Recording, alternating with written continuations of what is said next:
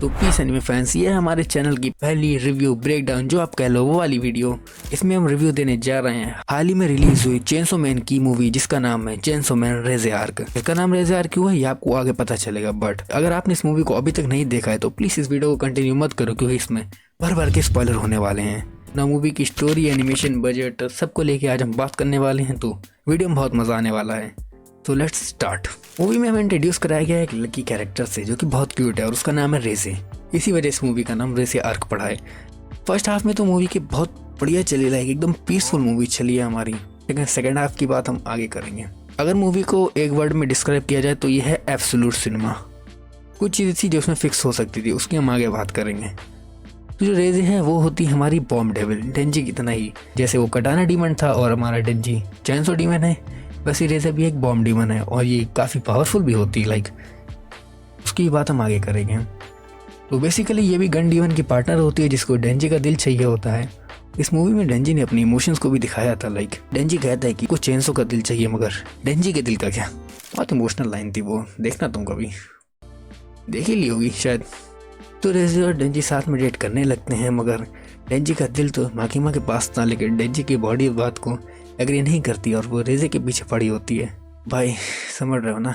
रेज़े और डेंजी साथ में बहुत अच्छा टाइम स्पेंड करते हैं, लाइक रेज़े डेंजी को स्विमिंग भी सिखाती है। और इस सीन को मैं प्रेफर करूँगा आप लोग अकेले में देखना, जो मूवी देखने जा रहे हो।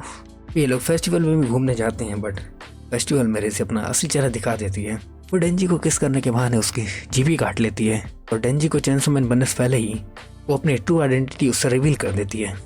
फिर हमें पता चलता है कि रेज़े का असली पर्पस क्या है। उसे भी डेंजी का दिल चाहिए होता है। इसकी वजह से रेज़े इतना कत्लेआम मचा देती है पूरे जापान सिटी में, लाइक वो मैसिव डिस्ट्रक्शन कर देती है पूरी सिटी में। वो बॉम्ब डीमन होती है और वो अपनी बॉम्ब की पावर से ही मतलब लाइट की स्पीड से ट्रैवल कर रही थी मूवी में, लाइक मैं तो चौंक गया था।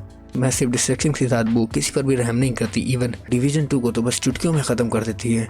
डिवीजन 2 वही है जहाँ पर अपना अक्की भाई ट्रेन हुए हैं। अब आप लोग समझ सकते हो कि कितनी पावरफुल थी। फिर कुछ बैकअप भी आता है जो कि रेज़े को रोक नहीं पाता, और अक्की भाई भी कुछ ज़्यादा कुछ शाइन करे नहीं है मूवी में। अगर मूवी को एक वर्ड में डिस्क्राइब करें तो इसमें बस हमें रेज़े की पावर को ही दिखाया गया है और कुछ नहीं ज़्यादा। बट डेंजी भी इसमें अपना लाइक पिटता ही रहा पूरी मूवी में, कभी यहाँ पिटा कभी वहाँ पिटा।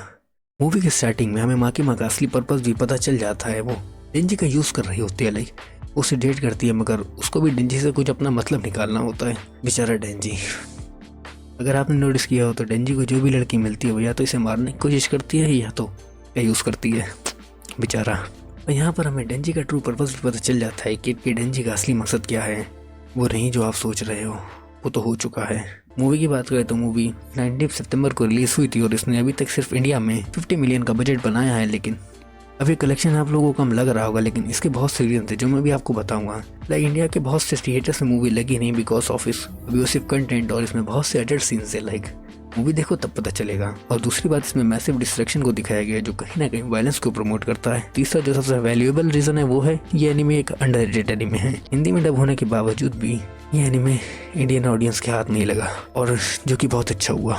इसे एनिमेट तो मप्पा ने किया है, बट आई थिंक इसमें थोड़ी इंप्रूवमेंट हो सकती थी। लाइक मप्पा एक बड़ा स्टूडियो है। जुजुत्सु काइसन के केस में लाइक उनके पास टाइम नहीं था तो हम लोग समझ सकते हैं, लेकिन इसका भी एनिमेशन जुजुत्सु काइसन के सीजन 2 के लास्ट वाले एपिसोड्स की तरह है। इन्होंने शायद इस मूवी को एक बहुत जल्दबाजी में बना दिया, आई थिंक सो। और मूवी में इन्होंने बहुत से पुराने कैरेक्टर्स को बहुत कम स्क्रीन टाइम दिया, लाइक माकीमा और पावर को। मुझे पता है मूवी सिर्फ रेज़े की बात थी, बट थोड़ा टाइम तो उन्हें भी दिया जा सकता था। पावर को तो बिल्कुल ही स्क्रीन टाइम नहीं मिला। ओवरऑल कुछ लोग इस मूवी की ब्रूटैलिटी को सर्वाइव नहीं कर सके और वो मेंटल ट्रॉमा में चले गए, जबकि कुछ लोगों को मूवी बहुत ज़्यादा पसंद आई और मैं भी उन्हीं लोगों में से हूँ। कुछ भी हो, लेकिन मुझे मूवी बहुत पसंद आई। आपको नहीं आई कि नहीं मुझे ज़रूर बताना।